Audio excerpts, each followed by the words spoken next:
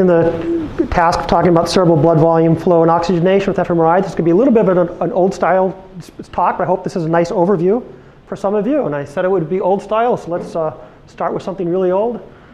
We always talk about these incremental increases. Jonathan Palmeni was talking about GRAPPA, and these accelerated MRI, these coils, high fields. You never see these things happening in real time. Well, here's a case of 2 centuries, and we really haven't made that much progress, right? Except that we've gone from a low throughput, highly invasive method to a high throughput personalized method. And so in many ways, MRI is just amazing. So when I came into the field, I just thought this is just incredible that we can do this, right? But in the end, we're kind of now running up against limitations, which is the second part of the story, that you have to keep doing this. So it's interesting to look at the function as well. So in the old function, they had different tools than we have now, and so they looked at homologies between animals and humans, and you could find and make up areas. This was what they called phrenology, right? And there were some areas. Obviously, they had access to some inmates. You can guess why by this one. So, but there were some things that were only human, and this sounds like a very, Protestant waspy type of thing, firmness of purpose. I love that one. But now we have a new set of tools. So one of the things we always do with MRI is talk about, we have this multimodal technique all within MRI, right? We have structure, morphometry, perfusion, diffusion, all these different things. Today I'm going to limit myself to one aspect of that, which is activation fMRI. All right, so first, we have to go somehow from structure to function, because ultimately, we're just measuring T1 and T2. We have proton density. We don't have a lot else. So we have a signal which goes up. We have a signal which decays. We have to get function into this somehow. So we can add function to T2. Basically, all of the robust fMRI methods rely upon a tracer of some type, a tracer in the blood. That tracer could be an injectable contrast agent. A tracer could be something built in like deoxyhemoglobin. That tracer could be magnetically prepared spins with ASL. And once you get away from those, you end up with the techniques like VASO, which are much harder to interpret. So the robust ones are fairly simple. And so we can add function to it using a contrast agent. And generally, this is all a little bit hand waving. The change in relaxation rate will go proportional to the concentration of the agent. And there's simulation to show there's different dependencies on the blood volume versus the blood oxygenation, et cetera. But roughly, this is how it works, right? And so bold signal is deoxyhemoglobin. Deoxyhemoglobin is paramagnetic. Iron oxides are paramagnetic or super paramagnetic, and they work on similar mechanisms. We can also add function to T1 using longitudinal recovery. And this was shown many years ago by Detry and Koretsky and first. And there's been a whole series of fascinating techniques which have been developed and refined over the years. Many of them done here by people like Eric and Rick. And now ASL is really quite a refined technique with significant advantages and some disadvantages. So these are our set of tools, right? We have blood oxygenated, we have bold signal, we have cerebral blood flow using ASL. We have cerebral blood volume. Largely, the most robust methods use exogenous contrast agent, but there have been some non-contrast techniques because people want to do it in humans, obviously. So we have these non-contrast, and unfortunately, that's about it, right? So at one point in time, we were saying this is great. This is like we have all these different things to investigate, and now we're pushing up against the edge and getting kind of bored. And so that's why I think this BRAIN initiative comes about. We have to either get new tools, we have to integrate our tools better with other completely different things, or we have to do things like Anna's doing, which is understand and really push the state of the art of the tools better. So if we're just doing in vivo imaging, we're limited. And we're limited, so we have to do, everything we do depends upon models. We need more and better measurements. Or we need to push into these other areas. Obviously, there's MEG, fMRI, PET MRI, which I've been doing recently, optical MRI. There's new methodologies and interpretive techniques. So my recent work, I'm not going to talk about it all. So this is, but mostly I've been spending my time on simultaneously PET MRIs, right? But I think that there's some fascinating things. There's some things PET does really well. But if we're talking about brain activation and cognitive studies, PET does that really pretty poorly. And so, but in my older life, I used to work on fMRI methods in physiology, CBV, CMR02, various models. And I thought about a Back to the Future, but I just liked The Godfather better. So I chose a different name here.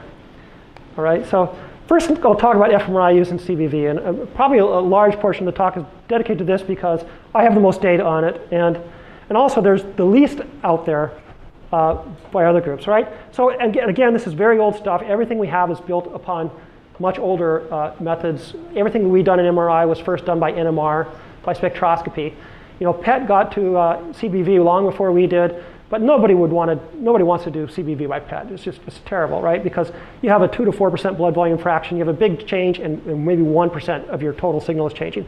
MRI, even though it's related to blood volume, it's this extravascular contrast. And so one thing that Arnold Wirriger found in 1988 was that you could wipe out all the signal in the brain by injecting more contrast agent, right? So even though so MRI is a CBV-based method, but all of our signal essentially is coming from the extravascular space.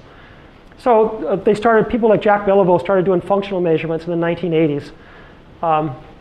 Obviously, a lot of this was dedicated to pathology, things like stroke. But Jack was interested in really doing functional brain imaging from the beginning. And this is how it sort of worked at the beginning. You inject a contrast agent. One thing to note here is that 30% of the signal goes away immediately, right? So here A and B are reversed. B is basal and A is activation. So first you do the basal. You make a map of that, which is integral. You do an activation. Now you get an area of increased. You subtract the two, and back then, this was a cover of Science. So, and this is sort of a famous picture, but that's not quite what we want. The problem is this is a state measurement. And this is a state measurement because we can't change both things at one time. If you're changing the concentration, you can't change the volume. Right? So what we really want is to have a constant concentration agent. So you put that in. Now the concentration is fixed. Now you can change the volume, and you can do dynamic measurements. So now we can measure volume and time. Right? And so one thing we did, which is kind of surprising, totally came out of the blue, is that we thought blood volume would be potentially a better way, a stronger way, more robust way of doing fMRI, but essentially would be like blood flow. And we did it first from the rat, and it seemed like a slow up, and then you get a slow down. And then a few years later, we did it in awake non-human primates. We saw exactly the same thing, the slow up, slow down. And if you look at if you just look at the post-stimulus area and you take the integrated amplitude and look at the bold signal as a function of stimulus duration, long stimulus durations produce bigger integrated bold undershoots. You look at the integral of the CBV response and you get the mirror image of this, right? So that it's really is matching up perfectly well, right? But then the very first thing we asked is, this cannot possibly be right. Where is the fast part? There's got to be a fast part, because we know the blood flow increases fast. That's been measured, by that time by laser Doppler. It was well known, right? So let's do rapid sampling. So rapid sampling, initially we get this really rapid response. But then if we continue the response, it continues just goes up and up and up, slowly increasing here. If you just do a very short response, most of the strength in the short response, and this is in the rapid part, but you have this long tail, and so in a finite impulse response method, this tail adds up as you continue stimulating. And you just get the inverse of that. And whereas the LDF response, the flow response, is relatively well behaved. A few years later, Afonso Silva, NIH group, did calculated a true finite impulse response function using M sequences with much shorter responses. This again was in the rat. And here they see basically the same thing, where you get a very fast response. And this should be compared with the small one here. And then you get this long tail. But if you do a long response, most of the strength now is in the slow response. It builds up and slowly goes, and it works, and it looks, it matches a finite impulse response function very, very well. All right, so the way we thought about this is Well, you have resistance and you have compliance, and the very first thing we thought about was a resistor and a capacitor in parallel, and somebody must have thought about this first, and you go back and somebody beat me to it by 120 years or something like that. This is called the Wien-Kessel model, and the main point here is that we thought that this compliance not only was it smoothing this out, but had to be changing, because this rapid part, we assumed, obviously must have an arterial component. But we thought there must also, it was known that capillaries change. They don't change a lot. Arnold Winterger said during activation they change. It was known during hypercapnia they change. So at least the capillaries are expanding. That's the elastic part. But then some other physical process is going on. At the time we thought, we looked and we had a debate between, what is it? And eventually we settled on stress relaxation. John Murata, who I worked with, said, no, maybe it's egress of CSF. And my feeling now is maybe he was right. I should have listened to him. Anesthesiologists always know a little bit more physiology. But some other physical process is going on, right? But large vessels may respond differently. This is work by Isa Yacoub from the Minnesota group. And what they did is they looked in the tissue in the vessels. And one thing is overall their responses look a little bit different. I think in all of their cat model studies have a little bit of habituation going on. But you still see it basically in the tissue, the same sort of temporal dissociation, especially pronounced at the end of the stimulus. But that's much less pronounced in this PO vessel. So the cortical surface, which has this high concentration of arteriole, something is fundamentally different there. I don't know what the answer is. One possibility is work by Anna's group showing that you do have these arterial undershoots. Now, if you're going to have this flow CBF temporal dissociation, you have to have arterial undershoots. I mean, there's no other way to do it, right? So when we did our first Wien-Kessel calculations, we built arterial undershoots into the model. So it could just be that you have more arterial undershoots in the surface, which is something they actually considered in the paper, and said it's possibly not that. But that may be what's going on. Is that what you have is arterial undershoots were counteracting some of this in the surface. But that also tells us that we really want to get, with these optical techniques, under the surface, at least under the first few hundred microns. Right? So I'm going to lead up to the fact that they're doing this in people now, right? But so one thing we always thought is just where is this going? It works great in animals, but you're not going to do this routinely in your graduate students, right? But there are things like preoperative brain mapping where this might be the ticket, because the problem with bold signal is it works great when you average it across 6 subjects or 8 subjects, but in individualized subjects, you just want more. So people go into higher fields, but here we can just really increase our sensitivity, right? So a way to think about that is just you get an amplification factor times an activation factor. The activation factor can be expressed as a % change in the relaxation rate of your contrast agent, which can be either the % change in CVV or % change in deoxyhemoglobin. Those are not so different. They're of opposite sign, but they're not so different.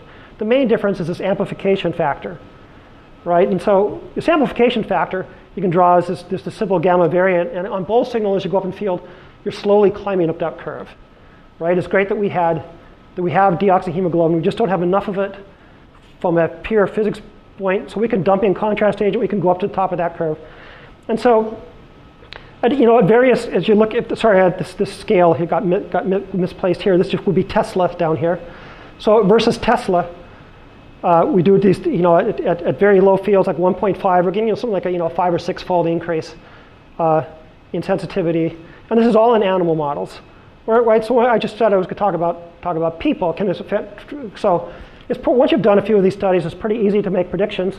But so in this case, we said let's take a monkey, couple non-human primate studies, and we'll do these sequential ejections. We'll also do it as a function of stimulus duration, because we know that the sensitivity differences varies for stimulus duration. And then we can determine experimentally in monkeys, we can fit it and we'll make predictions for what we should get versus field for the approved dose of contrast agent. So they're given 510 milligrams now.